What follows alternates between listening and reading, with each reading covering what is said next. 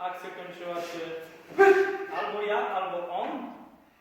80% pojedynków kończyło się przez tak zwane aiuci, czyli równoczesne trafienie.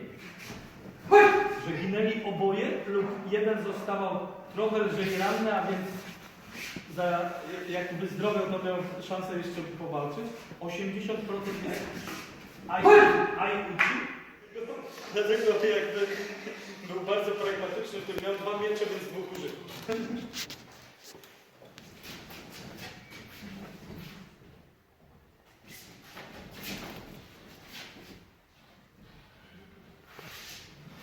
Czy to nie przypomina troszkę tańca? Tak. Prawda? To jest nawet ładniejsze niż ten jeden miecz, ponieważ już jest poruszanie, już jest przestrzeń.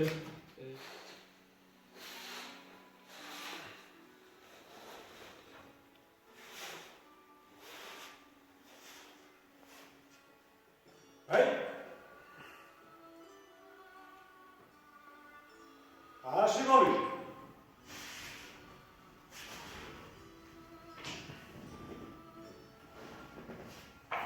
Jako ciekawostkę Sławek będzie pokazywał tą samą ceremonię w wersji Suwari. Suwaru, czyli siedzieć. Gotowy!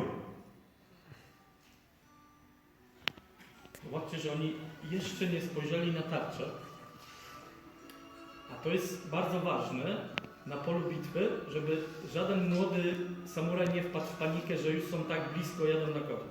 Więc oni robią całą tę ceremonię, a ten dowódca mówi jeszcze nie, jeszcze nie, jeszcze nie. Robią sobie, zobaczyli, że jadą, a jeszcze nie.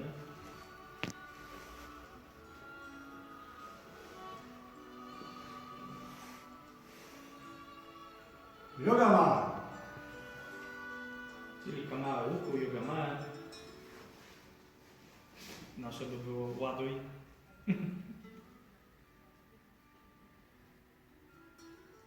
Uchi okoshi!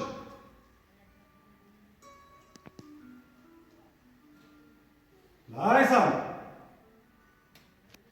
Ikiwaki! Kai! Spójrzmy na to, że oni mają strzałę w jednej ręce i ona uderzyła ich w plecy. Kiedy był pełen kołczan i strzała uderzyła w plecy, a nie w kolejną strzałę, to znaczy, że to jest ostatni. Yodashi!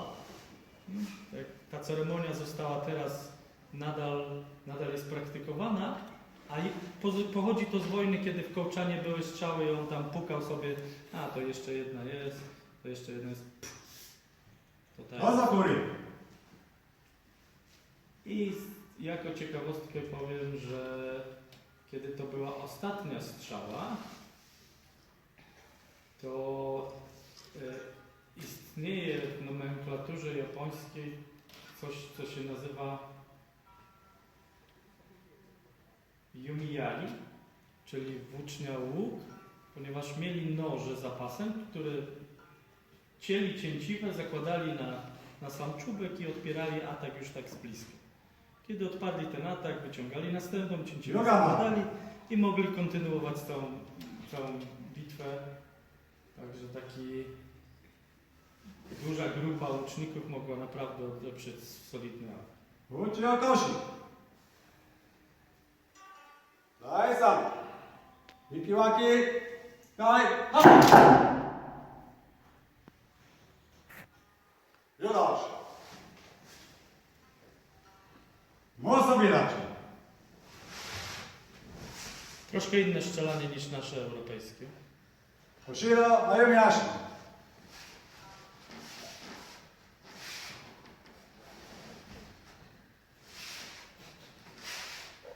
Sławku, jakbyś wziął 2 strzały i został na środeczku i oddał jeszcze jedno strzelanie takie. Jedna z różnic, która się pojawi, czyli strzały będą zakładane od nas, a nie po naszej stronie, jak w europejskim łuku. Tak? No to będzie następna rzecz. Następna rzecz jest taka, że wszyscy Azjaci cięciwe naciągają kciukiem. Czasem wykorzystywano rogowe. We współczesnym Kyudo też jest wykorzystywana rękawica, gake. Gake na polu bitwy przeszkadzało, ponieważ rzeczywiście jak on odparł, to teraz by musiał wszystko zdjąć, żeby założyć nową cięciwę, albo żeby chociażby władać mieczem. Zastanawiano się, kiedy się pojawiło gake w ogóle jako rękawica. Dokładnie w tym samym czasie, kiedy pojawiła się taka nazwa, że w łucznictwie japońskim nie chodzi o trafianie. Już mówię o co chodzi. Samuraj, który spędza na polu bitwy większość swojego życia, idzie na dwór, no i księciu również startuje w łucznictwie japońskim, tylko że go boli palec, no więc ma rękawicę i może nie trafia tak ładnie jak ten samuraj, ale robi to bardziej elegancko, więc pojawia się taka dworska wersja łuku Pachikyudo, pojawia się dworska wersja w łucznictwie nie chodzi o trafianie, na polu bitwy zawsze chodzi o trafianie. Jak nie trafiam, to nie żyję.